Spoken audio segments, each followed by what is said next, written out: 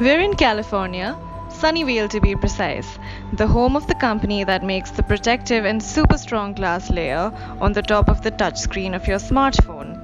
Of course, I'm talking about the 167-year-old company called Corning, which makes Gorilla Glass. Gorilla Glass has reshaped protective glass on smartphones since the first iPhone and the first Galaxy S smartphone by Samsung more than a decade ago. At Sunnyvale at Corning's special R&D facility, we get a sneak preview to what makes Gorilla Glass so strong that the odd fall doesn't break most smartphones, and what's coming next to a smartphone thanks to Corning's innovations. Corning has been working with glass since the days of Thomas Edison and the first light bulb. They have been modifying chemistry of glass for literally more than a century. For instance, the latest version of Gorilla Glass can survive drops of up to 1 meters 15 consecutive times, offering 2 times protection over Gorilla Glass 5. Just for some context, Gorilla Glass is on new high-end phones like the Samsung Galaxy S10, while only a year ago its predecessor, the Galaxy S9, had the Gorilla Glass 5. Now you can find that on a Rs 15,000 phone like the Xiaomi Redmi Note 7, which states how important Corning's innovations are for democratizing technology for the masses. Corning conducts some heavy-duty tests like this abridged one for the sake of showcase to the media. These are the tests that define and cement Gorilla Glass's lead. Gorilla Glass DX Plus functions as a cover glass. We want to have that excellent scratch performance as well, right? So in this case, what I'm going to show you is the comparison of the result of scratch testing. This is what we, in our case, as Scott Forrester mentions, that we actually invest a lot of resources in testing to make sure that we can replicate the type of scratches that you and I induce to our smartphone cover in our daily lives. And this is one of the testing methods. Right? So on this panel, just focus this on Gorilla Glass. You can see that there are 2 tracks or 2 traces of the scratches. This is done by 1 kilogram. It's a garnet, it's a type of sandpaper that will result in the type of scratches that you see in your daily lives. Right? 2 tracks with one with the lower load, the other is a higher load. Now, if you compare to the Gorilla Glass DX Plus, you cannot see. The scratches are invisible, even though we actually did the 2 tracks of scratch testing as well.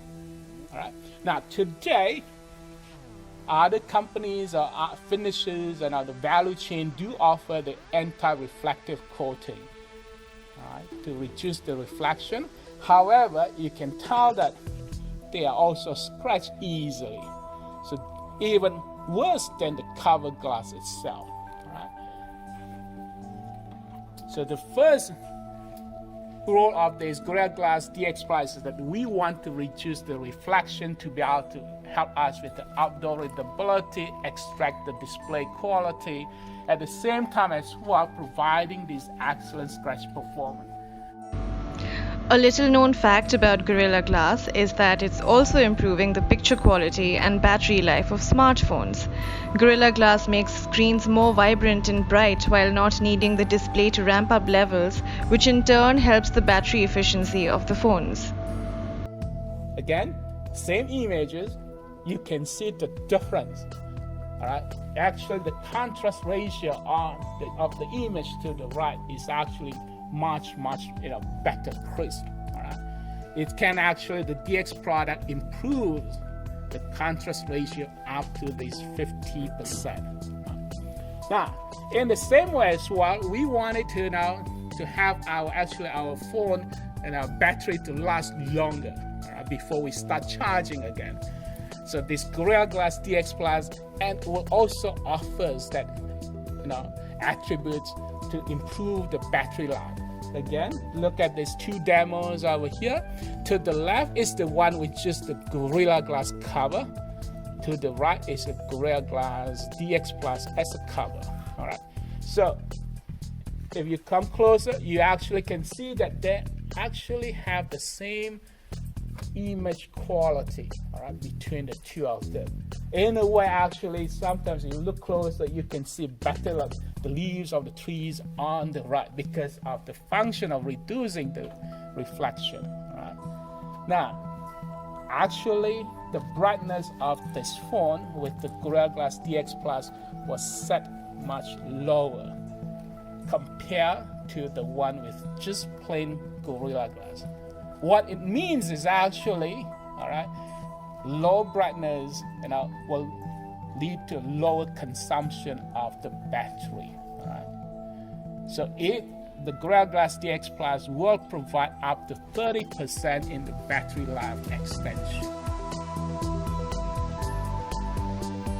With wireless charging and 5G connectivity becoming mainstream features on phones, Corning plays a big role not only on the front end of the phone but also on the backs. All modern phones like iPhone XS and Samsung Galaxy S10 to the Pixel 3 and OnePlus 7 Pro have Gorilla Glass on the back for the sake of radio transparency, which enables better wireless connectivity and is a prerequisite for wireless charging, which happens through induction coils. Corning is also thinking about the next generation of glass, which could potentially provide the strength of sapphire crystals, which are used in expensive watches. Corning's DX Gorilla Glass is already being used in Samsung's latest Galaxy watch, but its executives are gung-ho about its future in smartphones. You spoke about Gorilla Glass DX Plus.